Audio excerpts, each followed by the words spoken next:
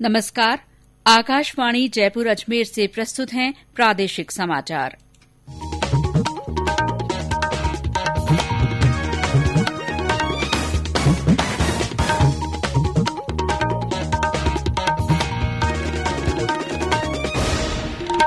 मुख्य समाचार। मुख्यमंत्री अशोक गहलोत ने निजी अस्पतालों से जीवन रक्षा के लक्ष्य को सर्वोपरि रखते हुए कोविड रोगियों को उपचार सुविधा उपलब्ध कराने को कहा। देश में 50,000 आयुष्मान भारत स्वास्थ्य और कल्याण केंद्रों के माध्यम से 25 करोड़ से ज्यादा लोगों को दी जा रही हैं सस्ती स्वास्थ्य सेवाएं। राज्य में पंचायत समिति और जिला परिषद चुनाव के पहले चरण के लिए कल थमेगा चुनाव प्रचार। प्रत्याशियों ने प्रचार में लगाई पूरी ताकत। प्रदेश में मतदाता सूचियों के संक्षिप्त पुनरीक्षण का कार्य आज से शुरू। 29 नवंबर और 6 दिसंबर को लगेंगे विशेष शिविर। और राज्य में अधिकतर स्थानों पर तेज ठंड का असर शुरू। मौसम विभाग ने उत्तरी जिलों में शीतलहर की चेतावनी जारी की।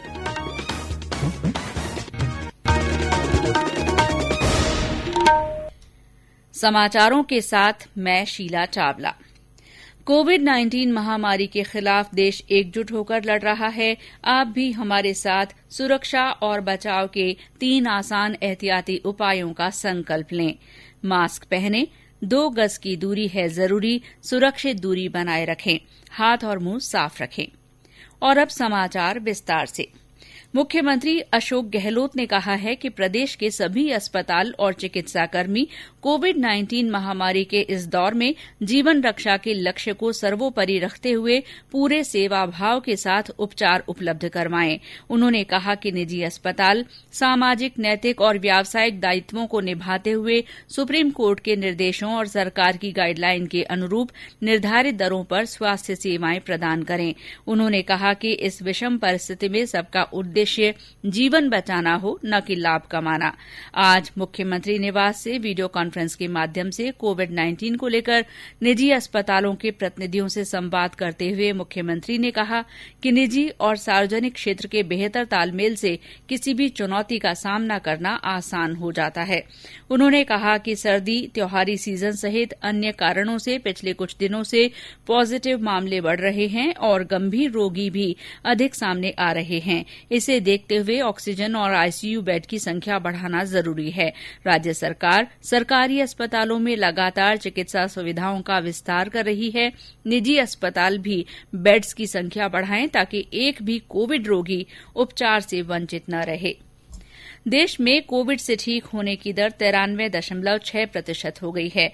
अब तक 84,28,000 से ज्यादा लोग स्वस्थ हो चुके हैं। पिछले 24 घंटों में देश में 44,000 से ज्यादा लोग स्वस्थ हुए हैं। देश में सक्रिय मामलों की संख्या 4,43,794 है। स्वास्थ्य और परिवार कल्याण मंत्रालय ने कहा है कि पिछले 24 घंटे के दौरान कोविड के कुल 45,882 नए मामले सामने आए हैं। केंद्र सरकार द्वारा कोरोना के विरुद्ध चलाए जा रहे जन आंदोलन के तहत पद्मश्री शाकिर अली ने आमजन से बढ़ते संक्रमण को देखते हुए सुरक्षित दूरी बनाए रखने की अपील की है। नमस्कार दोस्तों, आदाब। कोरोना वायरस एक ऐसी महामारी है जिसका कोई इलाज नहीं है। आप लोग सब घर में रहें और सुरक्षित रहें, अपने परिवार का ख्याल रखें। अगर थोड़ी सी भी सर्दी, जुकाम या खांसी या सांस लेने में दिक्कत हो तो अवश्य ही डॉक्टर की सलाह लें। सरकार द्वारा बताए गए तमाम नियमों का आप शिद्दत से पालन करें। हाँ, एक बात और कहना चाहूंगा, जो लोग आज आपकी खिदमत के लिए, आपकी हिफाजत के लिए, चाहे वो मेडिकल से हों या एडमिनिस्ट्रेशन के लोग हों, जो आपकी खाने पीने की सुविधाओं का ख्याल रख रहे हैं, आप उनकी इज्जत करें, बल्कि उनका पूरा सहयोग भी करें। आकाशवाणी जयपुर के समाचार बुलेटिनों में चलाई जा रही विशेष श्रृंखला जनता के नाम जनता का संदेश के तहत सुनिए हमारे एक और श्रोता का संदेश। मेरा नाम राजेश पुष्कर नाम है। गांव इंटाली, तहसील मावली, जिला उदयपुर से बात कर रहा हूं। अनावश्यक रूप से घर से बाहर नहीं निकले। यदि बहुत जरूरी हो तो मुंह पर मास्क लगाएं और समय समय पर हाथों को सैनिटाइज करते रहें और 2 गज की दूरी बनाए रखें। घर में छोटे बच्चों और बुजुर्गों का विशेष ध्यान रखें। कोरोना हारेगा, देश जीतेगा। जय हिंद, जय भारत। आकाशवाणी समाचार के माध्यम से सभी श्रोता कोरोना जन जागरूकता आंदोलन से जुड़ सकते हैं। इसके लिए कोरोना जागरूकता संदेश रिकॉर्ड कर या टाइप कर आप हमारे व्हाट्सएप नंबर 9414052368 पर भेज सकते हैं। चयनित संदेशों को आगामी बुलेटिनों में शामिल किया जाएगा। देश में 50,000 से ज्यादा आयुष्मान भारत स्वास्थ्य और कल्याण केंद्र संचालित किए जा रहे हैं। इससे देश में 25 करोड़ से ज्यादा लोगों को सस्ती प्राथमिक स्वास्थ्य सेवाएं मिल रही हैं। स्वास्थ्य और परिवार कल्याण मंत्री डॉ हर्षवर्धन ने कोविड महामारी से उत्पन्न चुनौतियों के बावजूद इन केंद्रों के सफल संचालन के लिए राज्यों और केंद्र शासित प्रदेशों को बधाई दी है। अभी अभी प्राप्त समाचार के अनुसार प्रदेश में आज 2,762 लोगों में कोरोना संक्रमण की पुष्टि हुई है। राजधानी जयपुर में 514 नए मामले मिले हैं। इसके अलावा जोधपुर में 419, अजमेर में 211, अलवर में 199 और कोटा में 175 रोगियों में कोविड-19 की पुष्टि हुई है। पिछले 24 घंटों में 14 लोगों की मृत्यु के साथ इस बीमारी से मरने वाले लोगों की संख्या बढ़कर 2,130 हो गई है। प्रदेश में अब सक्रिय मामलों की संख्या 20,923 हो गई है। ये समाचार आकाशवाणी जयपुर अजमेर से प्रसारित किए जा रहे हैं। समाचार अभी और भी हैं, लेकिन पहले ये संदेश। चलो मिलकर एक शुरुआत करें, चलो एक फैसला आज करें, मास्क नहीं तो टोकेंगे, कोरोना को रोकेंगे, चलो एक इरादा करते हैं, चलो कुछ वादा करते हैं, मास्क नहीं तो टोकेंगे, कोरोना को रोकेंगे। समाचारों में आपका फिर स्वागत है। प्रदेश के 21 जिलों में पंचायत समिति और जिला परिषद सदस्यों के चुनाव के लिए पहले चरण के चुनाव प्रचार में प्रत्याशियों ने पूरी ताकत झोंक दी है। चुनाव प्रचार के लिए अब केवल एक दिन का समय बाकी है और कल शाम 5 बजे चुनाव प्रचार पर रोक लग जाएगी। भाजपा और कांग्रेस के कई वरिष्ठ नेताओं ने आज भी अपनी पार्टी के प्रत्याशियों के लिए वोट मांगे। उच्च शिक्षा मंत्री भंवर सिंह भाटी ने आज कोलायत विधानसभा क्षेत्र में कई गांवों का दौरा कर कांग्रेस प्रत्याशियों के पक्ष में मतदान करने की अपील की। और ब्यौरा हमारे संवाददाता से। बीकानेर जिले में 29 जिला परिषद सदस्यों के साथ ही 9 पंचायत समितियों के 1613 सदस्यों के चुनाव के लिए अब प्रचार प्रसार अपने परवान पर है। प्रथम चरण के चुनाव में मात्र 3 दिन का समय बचा है। ऐसे में चुनावी रणनीति में आला नेतागण जुट गए हैं। प्रथम चरण में 23 नवंबर को नोखा, पांचू व श्री डूंगरगढ़ पंचायत समिति में चुनाव संपन्न कराए जाएंगे। उधर प्रधान व जिला प्रमुख पर फोकस, जिला परिषद सदस्य व पंचायत समिति सदस्यों को जिताने के लिए अब बड़े नेताओं ने भी कमर कस ली है। जहाँ भाजपा की कमान केंद्रीय मंत्री अर्जुन राम मेघवाल ने संभाल रखी है, वहीं कांग्रेस भी अपने प्रत्याशियों को जिताने में लगी है। उधर जिला प्रशासन भी वैश्विक महामारी के चलते सभी उपाय सुनिश्चित करते हुए स्वतंत्र, निष्पक्ष और शांतिपूर्ण मतदान संपन्न कराए जाने के सभी उपाय सुनिश्चित कर रखे हैं। मोहम्मद रफीक पठान, आकाशवाणी समाचार, बीकानेर। पहले चरण के तहत उदयपुर की 5 पंचायत समितियों में चुनाव होने हैं। हमारे संवाददाता ने बताया कि प्रत्याशियों ने मतदाताओं को अपने पक्ष में करने के लिए पूरी ताकत लगा दी है। उदयपुर जिले में जिला परिषद एवं पंचायत समिति सदस्यों के 4 चरणों में होने वाले चुनावों के तहत पहले दौर के चुनाव प्रचार प्रसार का शोर शराबा अंतिम दौर में है। कभी नुक्कड़ तो कभी जनसभाओं के माध्यम से अपनी अपनी पार्टियों के प्रत्याशियों के समर्थन में नेता व पार्टी पदाधिकारी युद्ध स्तर पर जनसंपर्क कर रहे हैं। उदयपुर में पहले चरण के तहत 23 नवम्बर को जिले की 5 पंचायतों जाडोल, फलासिया, कोटड़ा, सायरा के साथ गोगुंदा पंचायत समिति में मतदान होगा। जाडोल पंचायत समिति में 138 बूथों पर, फलासिया में 112 बूथों पर, कोटड़ा में 197 बूथों पर, सायरा में 116 बूथों पर एवं गोगुंदा में 118 बूथों पर जिला परिषद एवं पंचायत समिति सदस्यों के लिए मतदाता मतदान करेंगे। हरीश वालीवाल, आकाशवाणी समाचार, उदयपुर। पहले चरण के तहत 65 पंचायत समितियों में 23 नवंबर को सुबह 7:30 बजे से शाम 5 बजे तक वोट डाले जाएंगे। दूसरे चरण के लिए मतदान 27 नवंबर को, तीसरे चरण में 1 दिसंबर और चौथे चरण के लिए 5 दिसंबर को होगा। निर्वाचन विभाग ने आज राज्य के 200 विधानसभा क्षेत्रों के 52,009 मतदान केन्द्रों की मतदाता सूचियों के प्रारूप का प्रकाशन कर दिया है।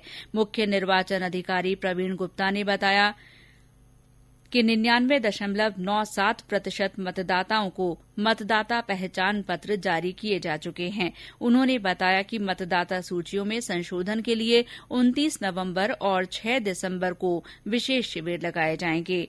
श्री गुप्ता ने बताया कि 1 जनवरी 2020 को 18 साल की आयु पूरी कर चुके युवा मतदाता सूची में अपना नाम जुड़वा सकते हैं।